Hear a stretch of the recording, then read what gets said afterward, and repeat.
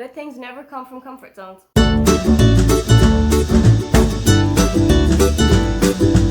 Hi, welcome, come on in. My name is Aoife and today I'm taking you through all of the books that are on my TBR, be it my physical TBR or the books that are on my Kindle that are so far out of my comfort zone, it might even surprise you that they're on my TBR in the first place. I am known among my friends as the contemporary romance reader, as the steamy romance reader, as the very upbeat, very happy books type of girl. But every now and then, I like to stray a little bit out of my lane. Not all of the time. I do mean that the majority of the books that I read are contemporary, are romance, are women's fiction, but there are a couple that kind of catch my eye and they are so far out of that world. It does genuinely surprise some people when I say I've picked these books up.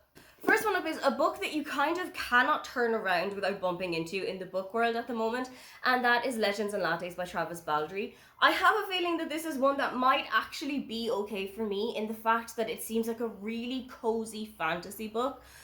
Fantasy's not always my favourite genre. I've read a couple of fantasy books, they haven't all hit the mark for me, but there's a slight little hint of a romance throughout this book. It's got a lot to do with setting up a coffee shop and running a coffee shop, which is something that I love reading in romance books.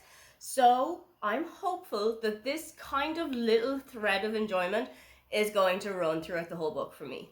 Next up is a really surprising one, and that is Babel by R.F. Kuang. I've heard it pronounced as Babel and Babel, but Babel is the one that I've heard the most, so that's the one that I'm going to stick with in this video. Babel is a dark academia book. I have a feeling that it is set in Oxford or an Oxford-esque university, and it is about a group of students who are learning about language and translation and linguistics. And that is something that I truly love. I love languages, I love linguistics, I love etymology. I love the entire process of learning a language, becoming proficient, and then becoming business fluent, and then becoming actual day-to-day fluent. It's something obviously that I have done quite strongly over the last 6 years, having lived in Germany for so long. And I'd really love to see a book about students actually studying languages. I've said quite a lot that if I got a chance to go back to university, if I got a do-over card, I would have actually studied languages or linguistics or translation or something to do with languages, modern languages, as part of my bachelor's degree, and then done a master's in journalism as I had actually done. I feel like that would have done a little bit more for me. I would have had a couple of more doors open. So maybe this is kind of like a vicarious way of doing that. Maybe this is just a way of figuring out how a languages degree would have worked for me. Another dark academia book that will surprise you is If We Were Villains by M.L. Rio. I know a couple of people who have really enjoyed this. I know that Shannon from 155 Books has read this and loved this. And I think that the reason that she loved it so much is because it's quite heavily based on Shakespearean works.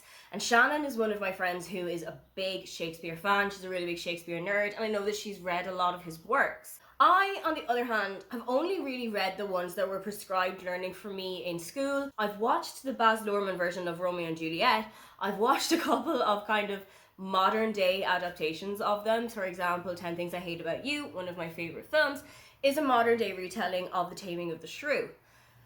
So I wonder what it's going to be like for me as somebody who is not so entrenched in the world of Shakespeare, who is not so versed with what his works are going to be like. I wonder how I'm going to enjoy it in a different way to Shannon. Next up is The Girl with the Louding Voice by Abby Dare. I will be honest, I have no idea what this book is about. I know that it is set in a small village in Nigeria and that you are following a young 14-year-old girl called Aduni, who is a third wife to her husband.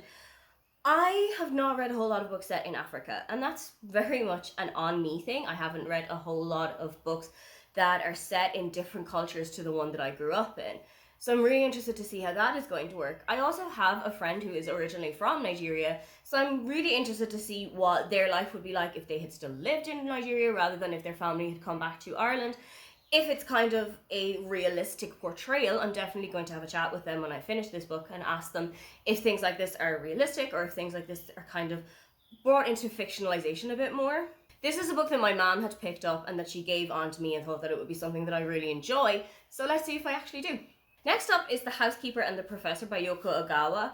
This is a gift from Emma from Drinking by Myself I got for my birthday last year, and how do I describe this? This is about a professor who used to work as a maths professor but is now retired, and he is suffering from dementia, and he doesn't have a memory past the last 80 minutes. Every 80 minutes his memory resets.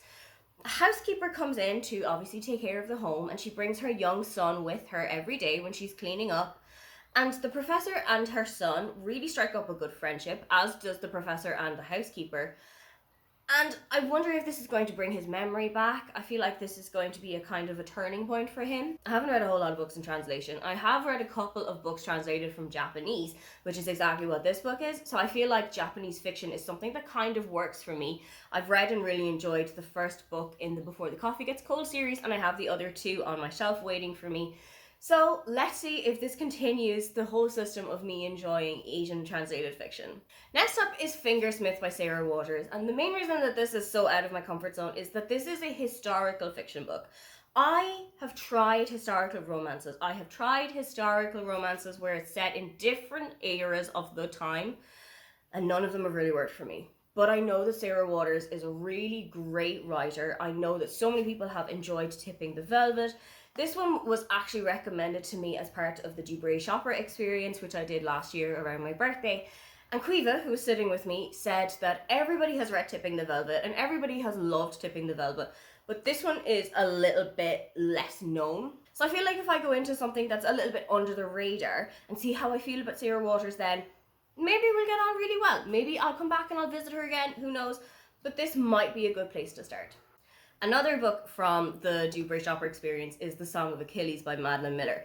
This one really is historical fiction. This one is very much a Greek retelling of the story of Achilles and Patroclus, and they're getting together, and I am worried. Everybody, when they were younger, had this era of history that they were obsessed with, whether it was the Greeks, the Romans, or the Egyptians. And for me, it was the Egyptians. I read about the Greek Empire, I read about the Roman Empire, but I was obsessed with the Egyptians. Because this book is set in ancient Greece, this is obviously not the era that I was so heavily invested in, but I'm going to try and not let that impact me. I'm going to try and just go into it, completely open-minded, and see how I get on. I do love historical fiction, but I don't know if I love historical fiction all that way back. The final book from the Dubray Shopper experience that is a little bit out of my comfort zone is Woman Eating by Claire Coda. This, as Quiva explained to me, is like a contemporary book if you take out the vampirism. There is a very heavy thread of vampirism throughout this book because our main character, Lydia, is a vampire. And the main way that she ingests and the way that she eats is blood. Pig's blood, which she had generally been taking, is running low in London at the moment, so she has had to change her ideas. She has had to change up the way that she is eating, and the way that she's eating is starting to become a little bit more human. I'm really interested to see how this is going to actually play out as to whether Quiva is right, and this is more so a contemporary book if you take out the vampirism in it. Let's see how I get on. I know a couple of people who've read this and who've really enjoyed it. One of my friends, Claire, from It's Claire Bear, had really loved this when she read it, so let's see how I get on. Yet another historical fiction book that might not be up my roadhouse is Ariana by Jennifer Saint. Again, this book is set in ancient Greece. Not entirely my favorite era of history, but I'm gonna try it out. I'm gonna really give it a go. If nothing else, the cover is really beautiful. And I really do want to give historical fiction a bit more of a try this year. I really want to kind of push the boat out a little bit more because any historical fiction book that I've read previously, I've really enjoyed it. But a lot of those have been kind of modern historical history. So we'll say something like the Victorians onward. But I'd love to go from the Victorians backwards this time. And I'd love to see what that's going to look like. Speaking of the Victorian era and all of that, I know she wasn't necessarily brought up in the Victorian era, but one of the books on my shelf that really does intimidate me is Northanger Abbey by Jane Austen. I've read Pride and Prejudice, and I didn't like it, I didn't hate it. I think it was a fine book for me, but there's other books of hers that I'd really love to try out. I have a feeling that Emma is probably going to be up my road because it was the basis for Clueless, which is one of my favourite movies of all time. Something that's really going to draw me to Northanger Abbey is that there was a BBC production, I think it was, back in the 1990s, that was filmed around the area that I grew up. Northanger Abbey itself was a castle that was really close to where I grew up. So I'd love to be able to read the book and then go and watch the movie and say, oh my god, that's the castle. Oh my god, that's the town. Oh my god, that's everything I know.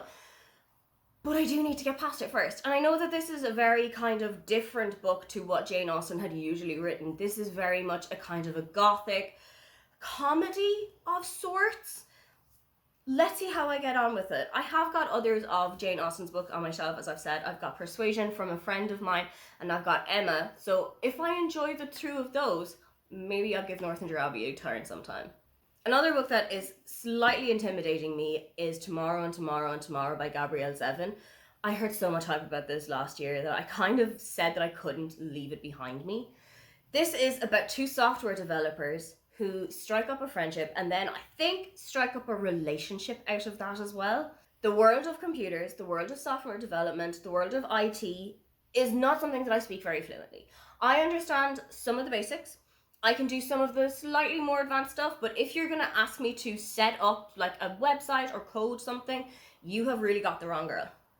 But I'm going to see how I enjoy this.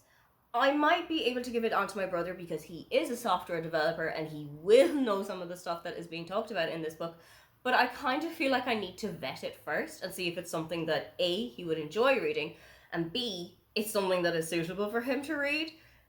So let's see how we get on. Final book that is a little bit out of my comfort zone is something a little bit closer to home, and that is All Our Hidden Gifts by Caroline O'Donoghue. I got this as a gift for my birthday last year from Shannon from 155 Books, and this is set in Cork. It is written by a Cork author, but it's a fantasy book. It's got low levels of fantasy in it. I think it's described as urban fantasy, I'm not entirely sure.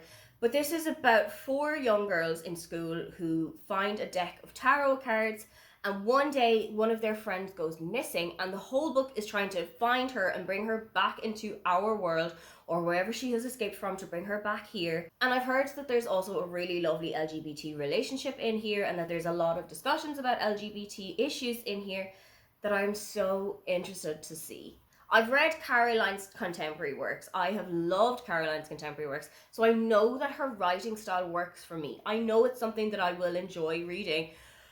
I just need to get past the but it's fantasy type of problem in my mind. Those are all of the books on my TBR that are a little bit out of the scope of what I usually read. What book on your TBR is a little bit out of your comfort zone? Or if I were to start with any one of these, where do you think that I should get started? If you'd love to leave me a comment but you can't think of anything you'd like to say, then just leave me the thinking face emoji. Don't forget to like and subscribe because I have new videos up every week. Now, get on out of here.